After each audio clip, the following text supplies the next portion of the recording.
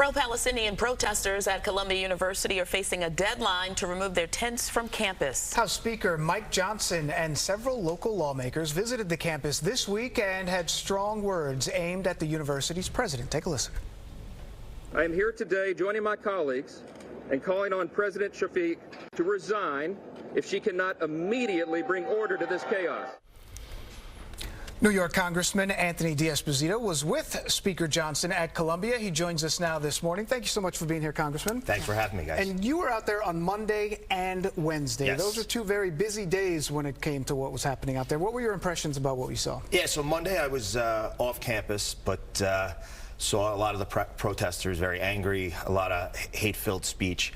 And then on Wednesday, I joined Speaker Johnson and some of my colleagues on campus. And you know, we spoke to the president and talked about the issues that have been happening on campus, and I just think her leadership has failed. You know, she talked about trying to negotiate with the protesters, and I think when you're a leader of a school, an institution like Columbia that's world-renowned, you have to do a little better than negotiating. I mean, we've seen what's happened in the streets. We've seen what's happened on campus. She's given multiple deadlines to remove the tents, to have people that aren't even students leave the quad, and those have come and gone. We know that the demonstrators supposed to leave today is the next one of those deadlines. They were supposed to leave the other night. You know, you're a former police officer, and so you've seen your fair share of protests and demonstrations and people protesting peacefully and passionate about certain causes.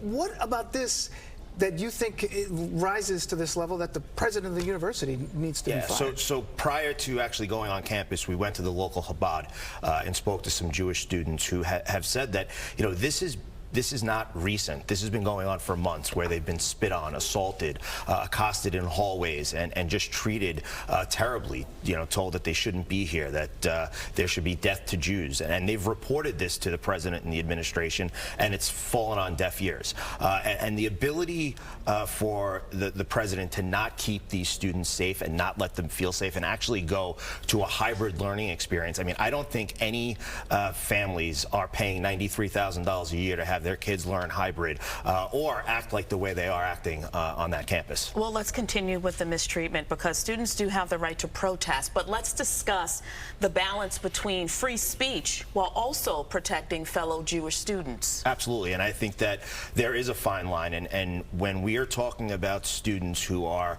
not only chanting but wearing clothing, shirts, bandanas that say I am Hamas, I am Hezbollah. I mean, those are terrorist organizations. You saw that there on the campus. Absolutely, and those are terrorist organizations. These are terrorist proxies of Iran that on October 7th went into Israel and butchered and mutilated individuals. I mean, cooked babies in ovens, raped and pillaged, and that's what you're supporting? I mean, just earlier on Wednesday, Hamas actually endorsed the protesters on the campus of Columbia. If that doesn't tell you where this was headed, I'm not sure what will. And the NYPD is doing their absolute best to keep this city calm. And I mean, the president even spoke to us before we went out into the campus, and she said she was proud of the fact that this was the first time in over 50 years that the NYPD was on campus. Well, maybe we need a little bit more law and order on that campus. Well, I want to also, May, which is next week, it's Jewish American Heritage Month. And it's a time we should be celebrating the contributions of our fellow Jewish brothers and sisters. But with everything happening here at home and what's happening in the Middle East, it seems it will probably overshadow that. Well, I think that the goal for many of us is to make sure that it doesn't, and to continue on in the fashion that we should, which is talking about and recognizing those American Jews that have done so much for this country and theirs. And I think that's one of the keys to this. The fact that the president has said, you know what, we can't keep you safe, head home.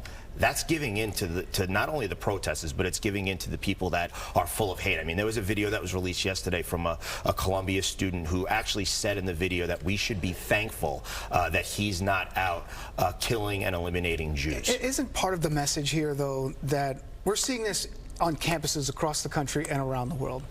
And these are young people who are upset with what they also see here happening, which is the killing of all these civilians on the Palestinian side, and people who are upset with how this is all being handled. And certainly there are agitators within parts of this crowd, but are we missing the message that these are young people, voters out there, who are upset with the direction that this is going? I think that anybody who's passionate about what's going on in the Middle East, I've talked to some of the protesters that obviously I don't agree with, and they said that they are there because they wanted to defend the humanitarian efforts and feel like that's a failure in Palestine. And my response to isn't that what this is all about? That well, that's what they there's say. This humanitarian that's what effort they say. I don't think that that's what they're all protesting about, but I think that if your purpose is about being pro-humanitarian, then what you should call for immediately is the release of the hostages and the surrender of Hamas. That's the first step towards peace in the Middle East.